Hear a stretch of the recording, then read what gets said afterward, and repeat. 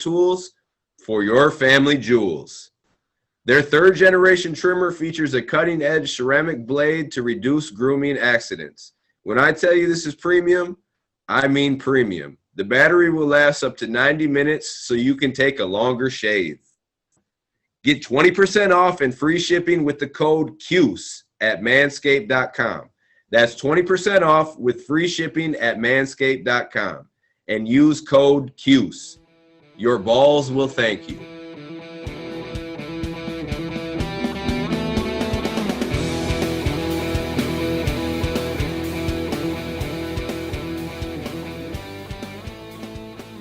Hey, what's going on, everybody? This is Eric Devendorf, your host of the Scorers Table podcast. Today, we have another all-time great, my big brother, SU legend, but not only a SU legend, college basketball legend, one of the greatest college basketball players of all time, former #1 NBA draft pick of the New Jersey Nets, USA Dream Team, averaged almost a double-double in his NBA career, about 16 and a half and over 9 rebounds. The one and only Derrick Coleman. DC, I appreciate you coming on, man. It's all love. You know, it's Orange Royalty. You know what we do, how we do, when we do it. Absolutely. Now, this is a big one right here because I've had a lot of big names on. Coach Boeheim, Hack was last week, GMAC. Yes. But I mean, everybody knows DC. I don't even got to say Derrick Coleman. It's just DC. And how many people can you do that with, though? You got MJ, you got DC. Right. You can't do that with a lot of people. You got KD, That's it. That's what I'm saying. So you up there with, that's greatness right there, man. That's greatness. Man, I appreciate it. I appreciate the love, more than anything, man. And anytime, you call me for anything, bro, I'm always there, to help. And I think a lot of people don't understand that, when you talk about Syracuse University and you talk about the camaraderie between us, all generations of basketball, from Rosie and Louie and those guys to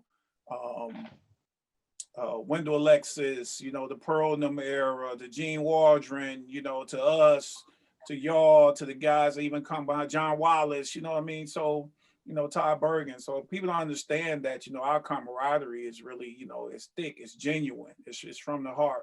When you talk about Syracuse basketball and what we've done for the university. And talk about how unique that is because, I mean, the commonality we all have, you just talked about all those guys. We've had the same coach. Since Roosevelt, we all had the same coach. Like, you can't, I don't know where else you can really say that at, except for Syracuse. That's what really makes it so special. And I remember the first time I met you, I didn't know you from playing at Syracuse, but it felt like, and it really does with a lot of guys, like I've known you for 10, 15 years. You know what I mean? Talk about that Syracuse family. Well, the first thing you said about is just having the same coach. So we're blessed in that situation to be able to still, come to Syracuse and the one guy's there that's been a part of all of our lives is still there coaching the game of basketball. I've seen it in other universities where when the coach leave, they cut ties off with all the alumni guys who actually played to build that program to what it is today. So that is actually a blessing, for us. But when you talk about generations, of people that played at Syracuse University, and like you said, we didn't really know each other when we first met, but hey, man, you're a part that S on your chest means something to all of us.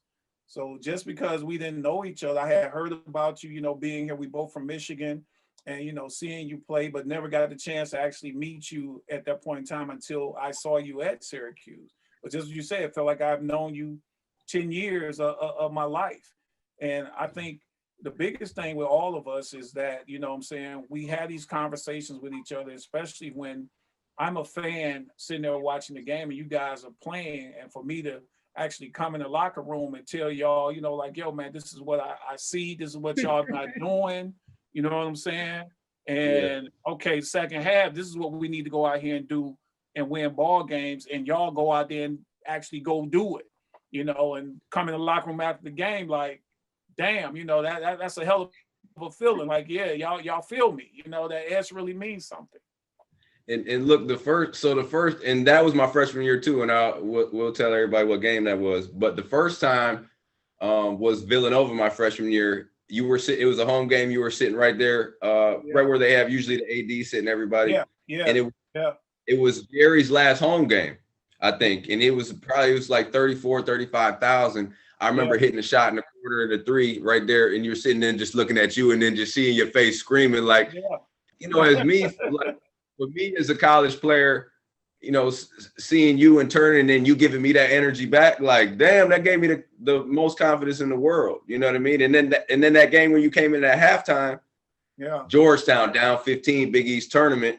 I remember you came in and coach was about to do his little, and then you came in and then kind of everything stopped. You cursed out all the bigs, really everybody, but the bigs, because we was getting handled on the boards. And then, like you said, we came out and won and beat a really good Georgetown team. But think about that, just what you said, E. What coach gives you the authority or the leeway to come into the locker room? And like you said, I'm sitting there watching the game, and I told Billy that, you know, I'm like, man, fuck that. I'm going in the locker room. You know, I'm like, this is, some bullshit. You know, we hate Georgetown. You know what I'm saying? So, but for me to come in the locker room and cuss everybody out, and all coach says, like, y'all heard what Derrick said, let's go. That's it. Come on.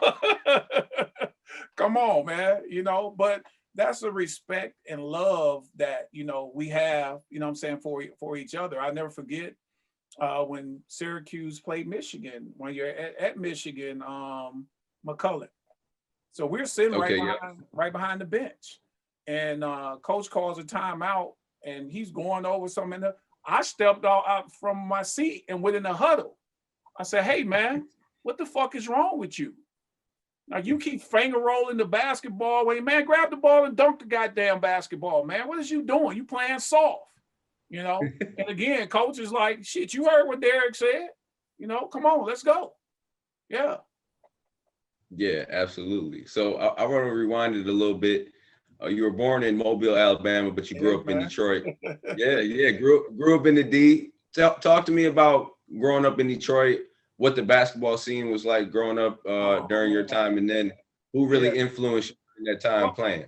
Well, people don't know, a lot of people don't know I am from Mobile, Alabama. My first love has always been baseball and football. Okay. I never really played organized basketball. I always had a hoop in my backyard, dirt court, play with my friends and my cousins and uncles and stuff. But I used to always come to Detroit every summer because my mother lived in Detroit.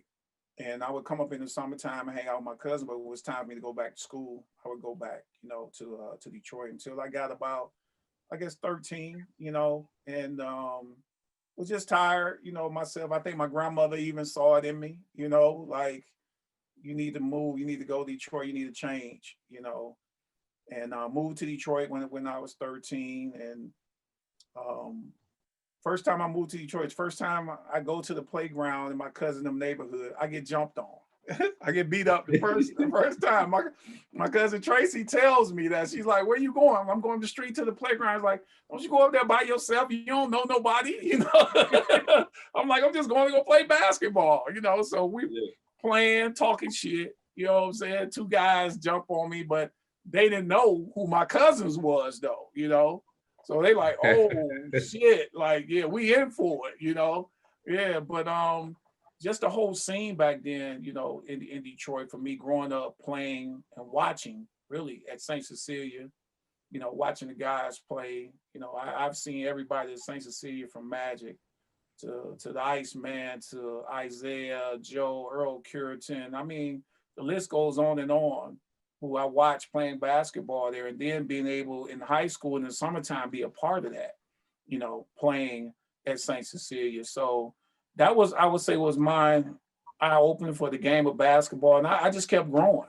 Like I said, my first love was always baseball and football, but I fell in love with the game because I saw those guys, growing up and playing it and wanting to play. John Long, Terry Tyler. We're so, and that's what people don't understand either. When you talk about Michigan, like when you say sports, especially basketball, man, our history is just legendary, Man. And they don't even understand that how legendary, you know, when you say Michigan, yeah, even me being drafted in 1990, it was 6 of us that went in the draft, and I think 5 of us went first round in the draft. You Who know, in was that? Who 1990. were the 5? Who were the So 5? me, Terry Mills, Terry Mill. Lloyd Vault, Okay. Willie Burton, Mm-hmm. and my boy Jeff Judd was Jeff what's it called? He went to Purdue, the big fella who played at Purdue. Dang, I can't think of his name. But he was the 6th guy. And he went in the Okay. 2nd round. But there was 6 of us in that draft, you know.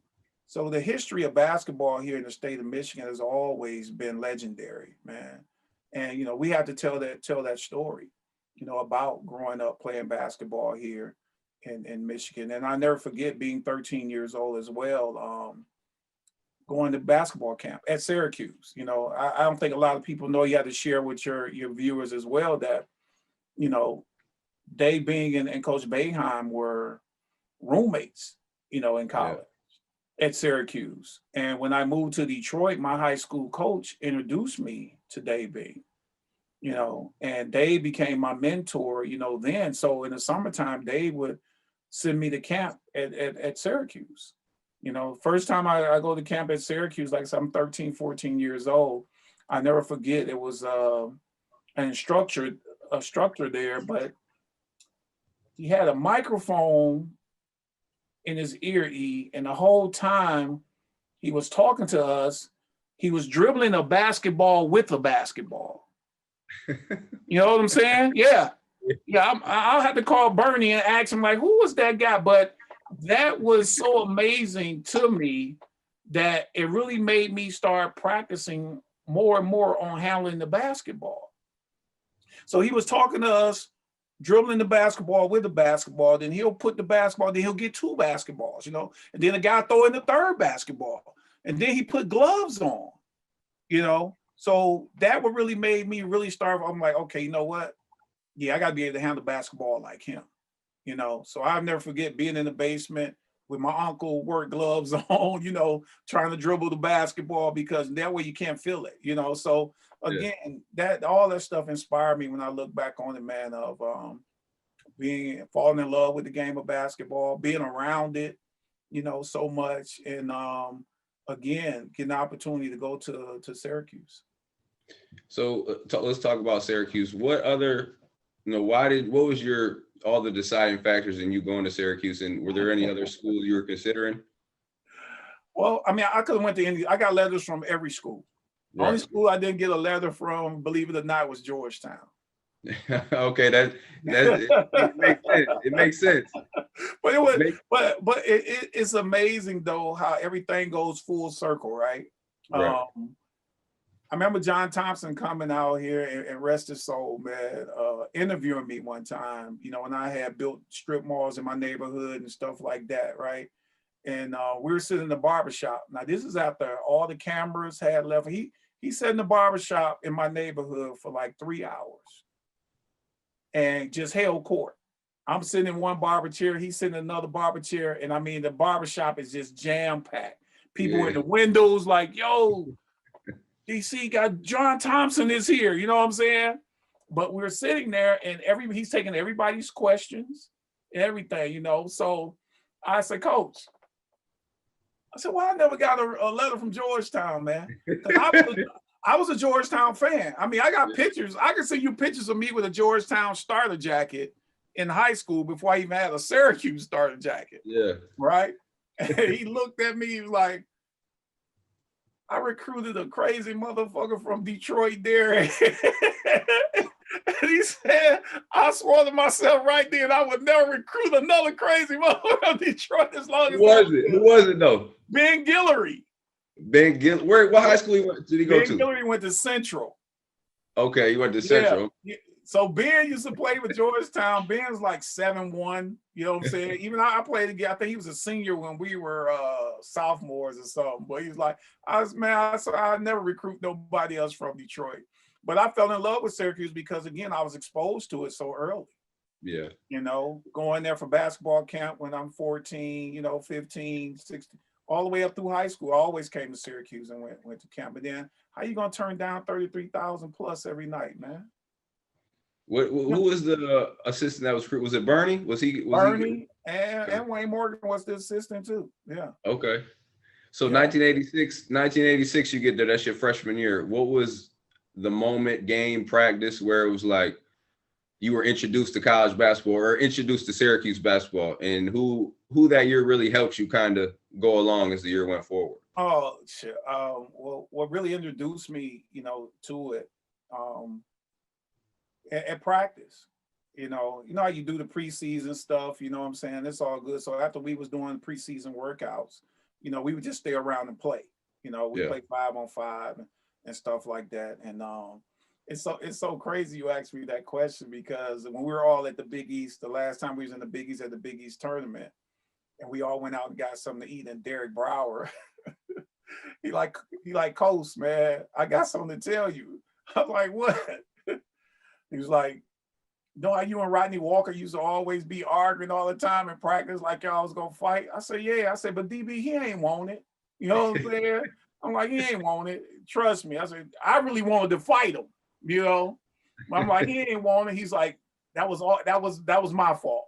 I said, what do you mean? He's like, every time before we went to go play, like practice or whatever have you, I would be in the locker room before you got in there like, yo, man, you gonna let this freshman come in here and do this to you? You know what I'm saying? So me and Rodney Walker used to go at it, I mean, all the time. But he thought while me and Rodney was going at it, that would get him more playing time. So I'm like, how did that work out for you? You know? Right.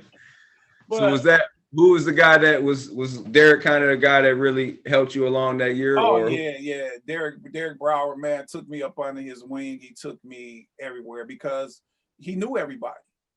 You know, he knew everybody because, you know, he's from New York, he's from Long Island. So all the people that I really met through Derrick Brower. He even took me out on my visit when I came to Syracuse. So I was always, you know, familiar, you know, with him. And when I got to school, I mean, he was my ride, everything, you know. Yeah. Yeah. Every time I, you know, training table, the study table, whatever, I was always riding, you know what I'm saying, with him. Yeah. Well, I heard stories though, and this, you know, these are just stories. I'm not saying it's true, D. Yeah. But you know, because I used to get a lot of parking tickets on campus. So they and I remember I got a couple, and then Bernie was telling me one time he was like, you know, DC used to just go right up in there and just park, and then he'd have like 100 tickets, and then they just be like, here, Bern, take care of that. Like, yo, you knew when it was a problem when we were at practice in the dome, and that gate let up. You know how the gate let up, let the football guys in. So we used to always be down there, you know, shooting free throws or whatever, right? And that gate would go, and because you know you can just come through the door. Right. And when you see them black police boots, man, I used to start walking to the other end. Like everybody would start walking to the other end of the court, like, oh shit, who in trouble now? Yeah. But we used to park on campus. You know who was crazy at that though? Stevie Thompson. So Stevie would get a ticket, right? And he'll take the same ticket and put it back on his windshield when he would go back to class again. But look, he would come out and he would have like 3 tickets. So the guys would be like, oh, okay, you gonna put the same ticket I gave you like a week ago on your car? Okay, I'm gonna give you 2 more tickets. Right, like he wasn't gonna look at it. But it was great times, man. Like I tell people all the time, my life at Syracuse, man, I had a ball. The best 4 years of my life. I mean, the friends, the relationships that I made at school during that time. I mean, those are still my best friends, you know, now to this day, man. And in all sports. You know, one thing I look at now, you know, in Syracuse, like, those guys don't hang out with each other like we did. Like we were never separate. I mean, my best friends were the football guys. I mean, Rodney Dumps and Keith Owens, they played lacrosse. Yeah. You know what I'm saying? Those are my best friends to this day. Mark Pryor, who ran track, you know.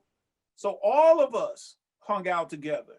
Even with the girls basketball team, like all of us, we just a unit, you know what I'm saying? So all of us really hung out together. So when I see kids, you know, when I go to Syracuse now and I'm asking them, you know what I'm saying? Like, well, who y'all hang out with?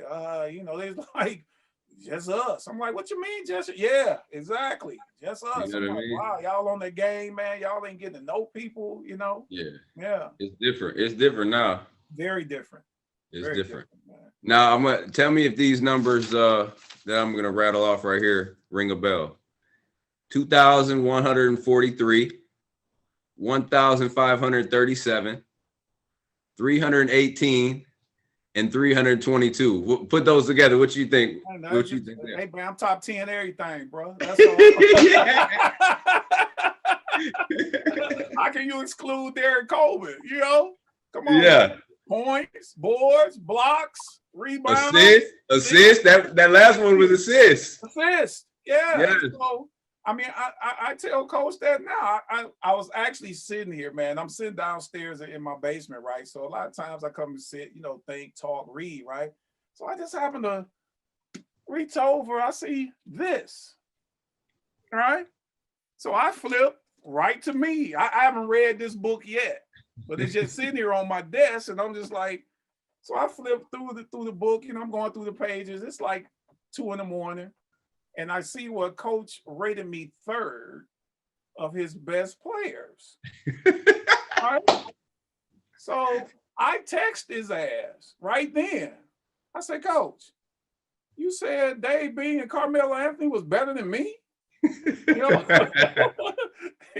And I took a picture of the page and sent it to him. Right? He's like, well, you better than me, Derrick. And that's tough. I mean, them two guys right there. Hey, that ain't tough at all. Okay. Nah, Hey, Being is Coach's roommate, so that's like me telling you somebody better than Stevie Thompson. Stevie Thompson, my roommate for 4 years. Ain't nobody better than him. That's it. Exactly. That's it. Okay, I'll give it to you. Carmelo and them won the championship. You know what I'm saying? You spent 6 months with Carmelo Anthony. Who really knows Carmelo Anthony at Syracuse University in 6 months? Okay. Your teachers don't even know you, right? I spent 4 years with you. What are you talking about? Ain't nobody better than Derrick Coleman. Nobody. Yeah. It's Jim Brown, Ernie Davis, Floyd Little, Derrick Coleman. Period. And you know what number everybody wore? Come on. Only the special ones wear 44, Thank man. you. So like that right there. It's a reason. And I wore 44 all my life because I love George Gervin. You know, George was my idol growing up as a kid. You know what I'm saying? So I've had 44 on, but then to be able to get to Syracuse and really see what that number really meant, you know. And back then in the basketball office, they didn't have a picture of Jim Brown in his football uniform. He was in his lacrosse uniform. Guns, you know what I'm saying? Greatest lacrosse player ever. Exactly, right. So, you know, that number was always, you know, special, you know, at Syracuse, man. And I wanted to be a part of that, you know, that legacy, yeah. So all the moments you had at Syracuse, I mean, you had some great ones. You played in a national championship game. Yeah. You had tourney runs. You averaged a double-double. I mean, one of the greatest players in college basketball history. But pick one moment for me or one game that really sticks out for you that was your favorite moment. It's always Georgetown, baby. It's always Georgetown. Give me a story. Give me a story of what your favorite moment against Georgetown. Oh man, shit. My junior year. So my junior year, Nike came out with these like 2-piece, like a leotard uniform. Yeah, exactly, right. So we haven't put these uniforms on or nothing. So we get to the game against Georgetown, like 12 o'clock game, you know, CBS. Yeah. So I'm going in my locker and I'm holding the uniform. I'm like, what is this? Right? I said, man, I'm not going out there with this shit on, like, you know. So coach give his speech, everything. Everybody go warm up. I'm still sitting there, you know, in my locker. You know, so and national anthem going off, everything. So one of the team managers running the locker room like, Derrick, coach them say, you know, come on. I said, man, I'm not coming out there with this shit on, man. You know, so he runs back out. So they're introducing the Georgetown players, you know what I'm saying? So coach come in the locker room. He like, Derrick, what the fuck? You know what I'm saying? I said, coach, come on, man. I can't go out there in this, man. This is a leotard. What are you doing? Derrick, I know, you know, Nike sent us. So he goes into his ring. He's like, if your ass don't put that uniform on, you'll never play for Syracuse University. And I heard that story before too. He storms out the locker room, right? So I'm still sitting in my locker, man. I get dressed, right? And right when the PA announcer is now, and number 44, there I run straight out the locker room, right onto the court, and get in the huddle with everybody. What happened to those jerseys? Man, coach probably burnt them, you know. Yeah.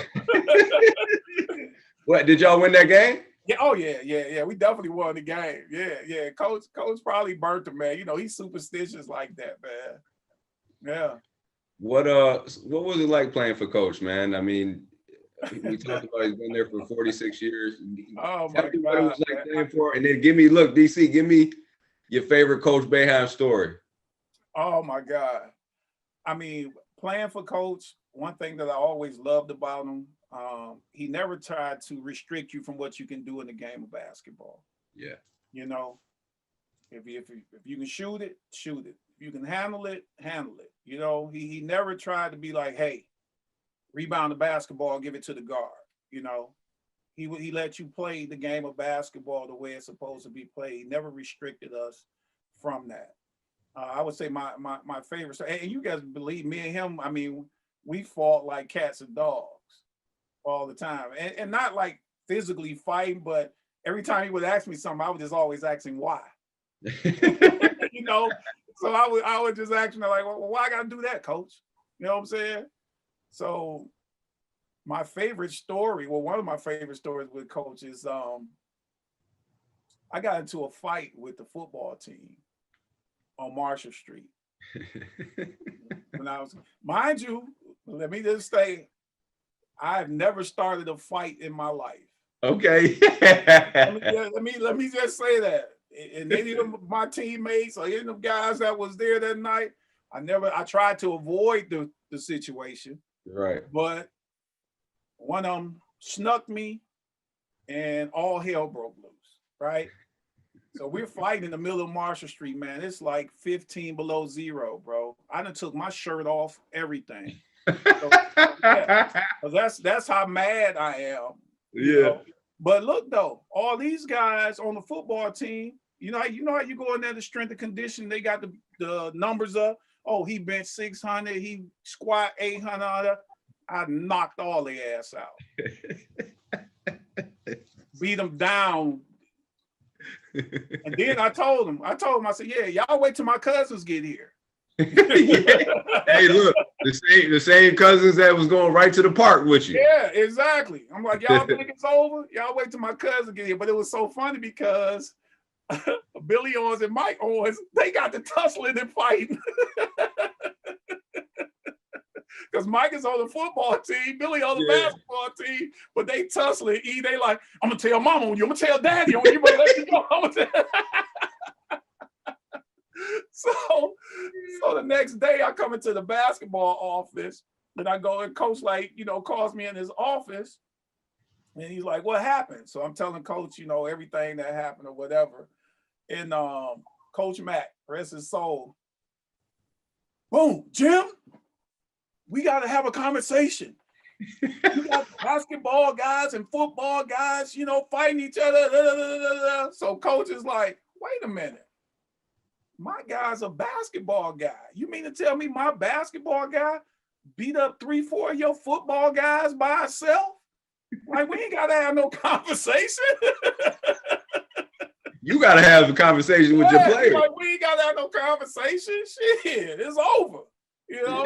Well, that was like one of my funniest stories with Coach, man. He's like, Derrick, I know you. You don't start now with nobody. I said, nah, Coach, I ain't gonna start it. I'll finish it though. And I ain't stopping to somebody, you know, till I feel like stopping. Yeah. But it was so crazy though, E, because the police was there on their horses and everything. They were just watching. They stood right there and watched, right on Marshall Street. They just watched the whole fight for like 30 minutes. Yeah. Wow. Well, But Bay ain't never, you know, he never was like, hey man, you shouldn't, you know what I'm saying? He was like, shit, you kick their ass. I'm like, coach, you already know. I told him that. I said, wait till my cousins get here though. He like, nah, Derrick, don't wait for your cousins to come up here. I'm like, it ain't over, coach. You know what I'm saying? Hey, D, it was funny because I had Jason Hart on the podcast the other week, and we were talking about Coach, and we were just saying, man, Coach just like us, Coach. Matter of fact, Coach like that little get back at him. You know what I'm saying? No question. It's like he know that you got something inside of you. Like, you know what I mean? He don't like the dudes that just shell up and just, you know what I mean? No, you can't. If you show weakness with him, man, he gonna kill you. You gonna transfer? That's what them kids. Yeah. Because coach like tough kids. Yeah. You know what I'm saying? That's what he like. He don't like you show no sign of weakness, man. And we used to be playing, and he be talking shit at practice. You know, yeah, I wish I was 20 years younger. I'm like, coach, you ain't gotta be 20 years younger. Bring your ass on out here. Yeah. You know? Yeah, come on out here. You ain't gotta be 20 years younger. I'm gonna make you feel like you 50 years older. Yeah.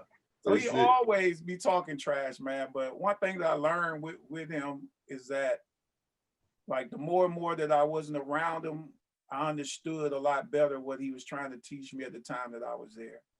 You know, and I always thank him, you know what I'm saying, for that. Like, he tells Julie that all the time, like, you wouldn't have liked Derrick if you was here with him for 4 years.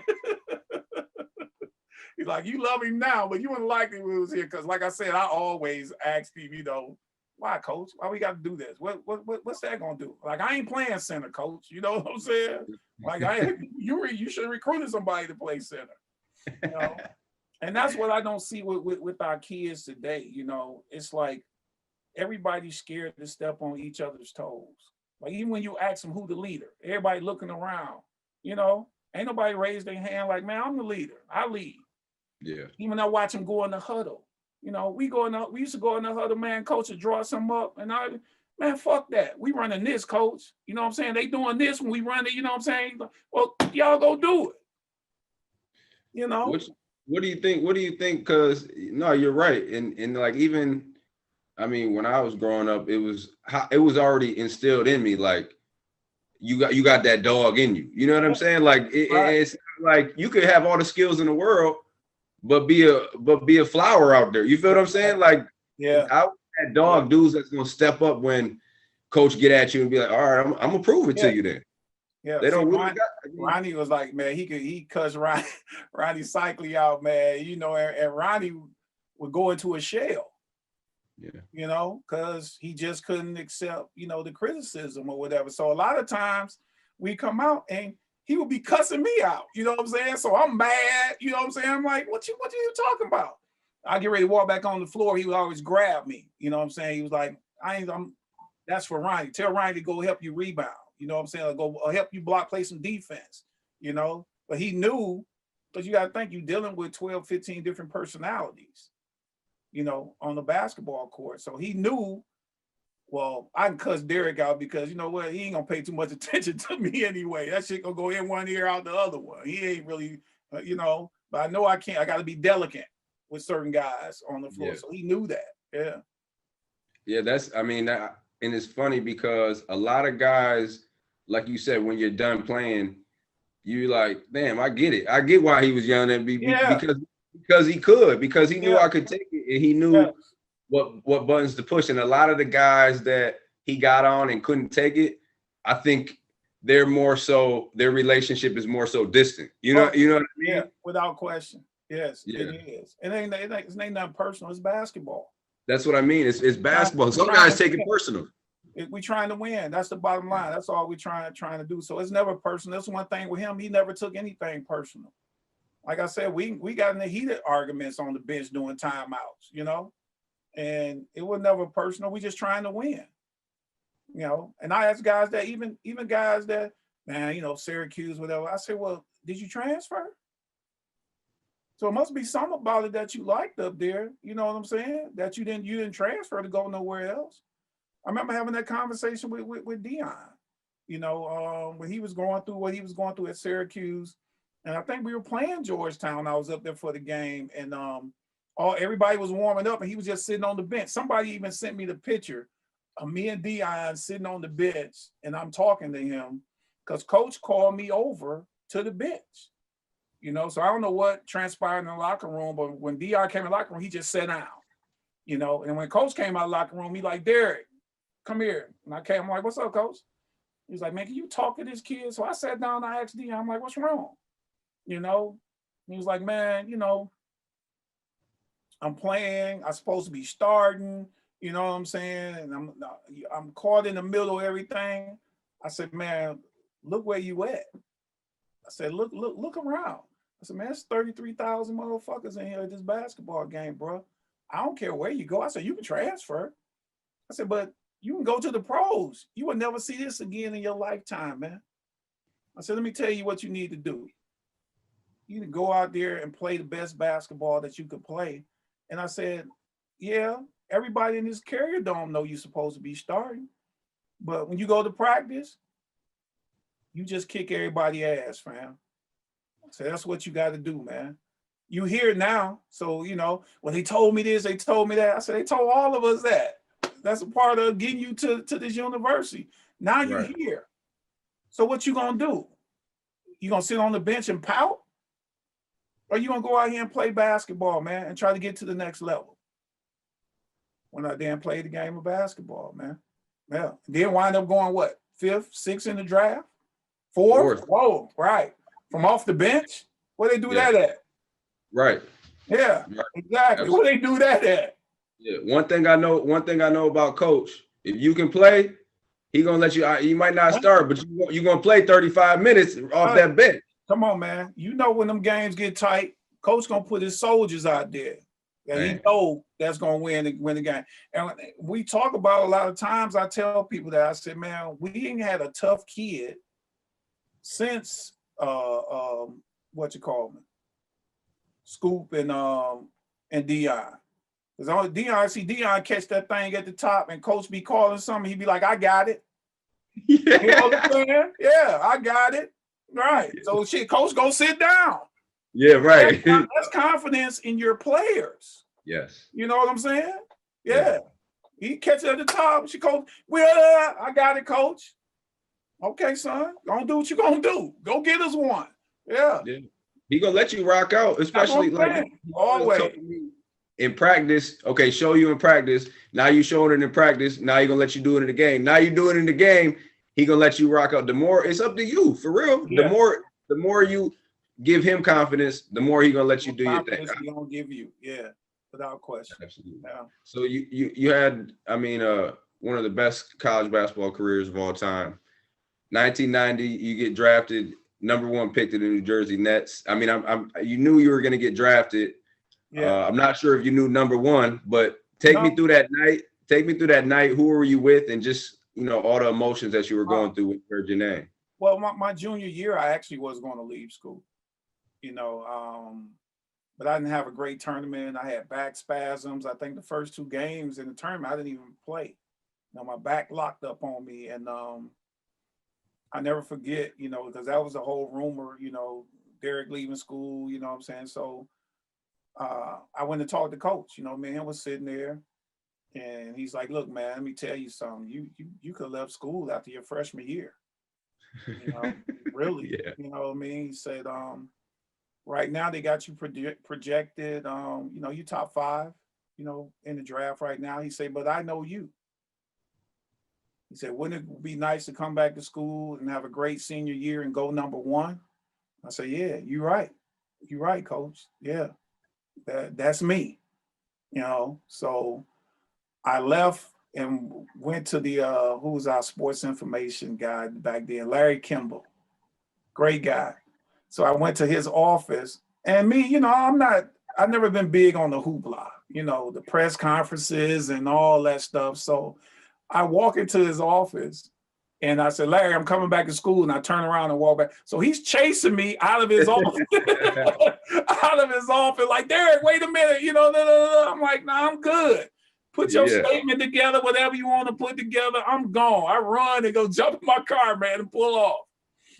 So I come back, my senior year, and I have a great year, and again, I know, I'm going to be drafted 1 or 2, in the draft, and took my family, with me, to New York. And it just never really, I would say it set in with me after the fact. Being drafted, I'm saying, number 1, and got drafted, went to Jersey. They had a huge party for me, but when I came back, I just remember sitting in the hotel in the Hyatt, my mom, my uncle, my high school coach, and just sitting there. And then that's when it really starts to kick in with me, like, man, mission accomplished, because that's what you set out to do. That's all of our goals, is to make it, to the next level. And I remember a bunch of the guys, they were going out to clubs and everything. Like, yo, D, come on, man. We got the limo. We gonna go X, Y, Z. I went upstairs and went to my room. I went upstairs, and me and my at the time, my college girlfriend, we just sat there, got something to eat, and watched TV. Like, I didn't go anywhere or anything, because I'm sitting there and I'm thinking, I'm like, yeah, it's great. I say, but now it's a whole nother challenge, for me. So I didn't do much, man. When I got home, my family had a party and everything for me. But other than that, it was great, man. Just to set goals for yourself. And see, that I think that's another problem. Kids don't even set goals for themselves anymore. Like, I had goals in my locker. Every time that I came to the dome, what I'm saying, there was some on that list that would remind me why I was here and what was my purpose. Even when I didn't want to do it, what I'm saying? Like, that was always my motivation. And I'm like, okay, now I'm here. And I mean, again, to get drafted by Jersey, the most frustrating thing for me was, I think in my 4 years in college, I might have lost 30 games. And shit, I never lost 30 games in 2 months in Jersey. So that was the most frustrating, part for me, because I'm not accustomed to losing. I've been a winner in high school. I've been a winner in college. And then I get to this next level and I'm like, man, we can't catch a break, But it all started, I say the second half of the season that we traded for Drazen Petrovic. Yeah, rest in peace, man. Yeah, rest in peace, my man Drazen, man. Love him. Love the game of basketball, And when we got him at the second half of the season, you can see the chemistry, starting to build. Then we draft Kenny the next year, but then Bill Fitch wouldn't even let Kenny play his rookie year. Oh, I don't start, rookies. So Kenny only played in spurt minutes, what I'm saying? And Bill wound up leaving. We got Chuck Daly, rest in peace, Chuck, as well, and Chuck got there, man, and shit, we took off. I mean, me, Kenny, and Draz, Chris Morris, we started making some noise in Jersey, getting back to the playoffs. I couldn't even tell you when the last time Jersey had even been in the playoffs. We always played Cleveland, in the playoffs. And then 2 years from that, man, shit, Draz passed away in a car accident. They trade Kenny. Like, we take 50 steps backwards when we were a legit team, on the rise. Like, yo, them guys in Jersey is a force to be reckoned with. We even led the league in rebound in those 2 years, before Draz passed away. So then it comes to setbacks. It's like we took 8 steps forward, but we took 56, steps backwards. You traded Kenny, then I'm sitting back there looking like, shit, I'm back in my rookie year again. So that's the peaks and valleys of, the game of basketball, man, and for me, you always have to be mentally, tough, mentally strong. It ain't about the physical side, of playing the game. Are you mentally prepared to play the game? That's the tough part about, basketball, with the traveling and everything like that. Yeah. That's the biggest thing, the mental aspect. But Yeah, Detroit, gotta Michigan, be mentally tough, man. built for that. Detroit, Michigan. Yeah, gotta Built, be mentally tough. yeah. What? So we'll talk about your rookie year. You talked about, the team had some struggles, but you personally, I mean, you were the NBA Rookie of the Year. Who was the guy that really kind of helped you along that way that first year and kind of, helped you, go through that, college to NBA transition? Well, I didn't have that. That was the sad part. I didn't have a mentor when I got to the next level. It was like maybe I'm 20, 21 years old. Yeah. It was like really pushed in a role where you lead. You know what I'm saying? Right off the bat. Like Derrick, you got to lead us. So I didn't have a mentor my rookie year at in Jersey. Nobody. Was there anybody in the league maybe, or it was just kind of like, it was like you said, you was just kind of figuring it out on your I own? was figuring it out on my own. I mean, I had veteran players that was there with me. I had Reggie Theus. I had Sam Bowie that was there, you know what I'm saying, with me. But if you talking about somebody just actually taking you, up under their wing, like, okay, man, I understand your frustration, you know what I'm saying? But these, when the press or whatever come in here, don't say that it's fucked up, you know what I'm saying? But watch your words, your language, or whatever. Say it this way instead of doing it this way. You know what I mean? So I never had that. Do you think if you would have had a guy like that, it would have helped you out? It would have changed maybe. I mean, you had an unbelievable NBA career. We ain't talked about you averaged damn near 20 the first 5-6 seasons that you played. But if you would have had that guy coming in just to help you with like you said, the media, the off the court, how to handle, when they do, because it's a business now. Well, the thing is with me, E, I never really cared about that.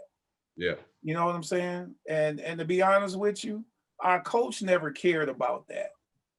Coach Boeheim, he never liked talking to, you know what I'm saying, to the media, and I just always voiced my opinion. I've been going left my whole life, and it's not just because I'm left-handed. You feel me? Yeah. Like, I'm gonna tell you what's on my mind. A lot of people can't deal with that, but I'm gonna demand respect because that's my DNA and that's the background that I come from. My family, my aunts, my uncles, my grandmother, they demand respect. You might not like me, but you're gonna respect me, So it's been misconstrued, my whole career, but I don't worry about that because you know what? You don't know me. All you know me by is playing with a basketball, man. And I tell people that all the time that, man, we're so much more, and that window is so short in playing with a basketball. And I'm not here to impress you, Don't try to too. Go ahead. Go ahead, D. Go ahead. No, I'm saying don't try to make me out to be something that I'm not. Yeah. And even when I try to explain it, what y'all do? Y'all screw it up anyway. Yeah. It never comes out the way you tell the story. You know what I'm saying? So I'm like, you know what? I don't even have time for that, man. I'm gonna focus on what I do. I think a lot of times too, just because we're in the spotlight, we play basketball, we're super talented at what we do. It's like we can't say what we feel or voice our opinions. It's like we're human beings I'm a too. human being, right? Exactly. We have emotions. Like you gotta, man, I need somebody to keep it real with me. Like I don't want you coming around the corner and sneaking me. Right, exactly. So I mean, like you said, I've always been that way. Yeah. Yeah, so absolutely. I don't worry about it, man. I'm gonna keep it moving regardless. If you ask me what's going on, I speak from my heart. I don't write speeches. Even when I go talk to people, I speak from my heart, man. That's a gift from the man upstairs. I'm gonna tell you what's really on my mind. Even if it's messed up, I'm gonna tell you it's messed up, but I'm also be able to tell you, man, this is how we can fix it. You gotta respect that. Respect. And it's so crazy though. Just what you said, E, right? I can say the same shit, right? And a guy like Charles Barkley can say the same shit and they'll laugh at it. I mean, well, maybe just because they ain't taking him serious, you know what I'm saying? But when I said, Derrick Coleman said it, I'm just speaking the truth. I'm telling you how I feel about the situation. Just like you said, man, we all human. You know, so I'm not gonna sugarcoat it for you. I'm gonna tell you exactly how I feel about it. So take it or leave it. A lot of people in higher positions, they don't like that a lot of the times, right? Like when you saying how you feel, because they want you to be a pawn, or they want you to kind of play by, hey, this is what you got to do, instead of let me get outside of my box and It's not in be my me. it's not in my DNA, bro. Right. I'm Right. sorry, it never has been. You know, and people ask me that all the time, like, man, you need to go coach, man. I said, man, coach who? I say, for one, you got guys that are coaching. You coaching basketball. How you coaching basketball? You never even played basketball. So what you gonna tell me about basketball when I've been playing this thing all my life? Not just playing with it though, E, at the highest level, all my life. So what you gonna tell me about basketball, man? And instead of you embracing that, like I do got somebody who got this knowledge of this game, nah, you intimidated by that. And I understand that. So no, I'm not going to coach. The only way I'm going to coach is just what you said. At the corporate level, my boy or one of my teammates or somebody has to be the GM or the owner of the team. That is the only way that I can go coach anywhere. Somebody that I know has to be running the situation for me to be involved, because I only know one way to give it to you. And why would you want it any other way than for me to be straightforward? That's 100, and they need that, because you Thank need that, you. because when you go off by yourself, nobody gonna tell you, and you gotta know it already. And if I'm not, I'm doing you a disservice if I'm not being real with you. Thank you. You know, thank you. And that's a lot of, but D, like you said, when you bring that type of knowledge and that type of character to the table, like a lot of people are intimidated and, like you said, threatened by what you bring, instead of being open, like, damn, I could really learn from this, you know? Because you know what? Me as a head coach, I don't have to say that. Because you know what? I know Derrick going to say that. Or I know E is going to tell them, like, yo, man, what are y'all doing? Yeah. You know? Yeah, I can't. I don't know any other way to be, bro. I gotta be. I'm gonna be myself, regardless. Absolutely. So no, Talk about Chuck Daly. You just you mentioned him. Rest in peace, Chuck Daly. But he was one of my favorite coaches. I grew up watching the Bad Boys, and I remember him coaching. Give me a story about Chuck. So when you talk about Chuck Daly, you know, again, when you talk about this rich history of sports here in Michigan, so I'm destined for greatness through basketball, because I was going to practice with the Pistons when I was in high school. You know what I'm saying? When Chuck was coaching them, I used to go to practice all the time and go through a full pro workout. So my relationship with Chuck was always friendly from me, high school, college, and everything. Then when they start really, the Bad Boys, start winning. I mean, I was always a fan more than anything, and to get him as a coach in Jersey, which it was somebody that I was already familiar with. Yeah. Been knowing him all my life and understood what his philosophies about the game of basketball was. And one thing that I always love about Chuck is that it was never really about basketball all the time. It was more about family, your friends, your relationships. It's the same way with Larry Brown. You know, those are two coaches that I had that always asked for players' input on what's going on. Even if we was playing it, what I'm saying, the wrong way. Like me and Kenny get caught in the pick and roll, right? And Chuck would call a timeout. We go to the big, he's like, hey man, y'all need to figure that pick and roll shit out. Y'all done tried it. Though. Yeah, but that's what I'm saying. He's like, okay, y'all done tried it my way. Let me see what y'all figured out, amongst yourselves. Let me see what y'all gonna do. And you don't do nothing but respect that, man. All right, coach, I got it. You know what I'm saying? Because you got to talk Kenny through. You know what I'm saying? Kenny, you got to get over the pick, So he was always letting his players be boisterous in what, it wasn't never my way or the highway with him.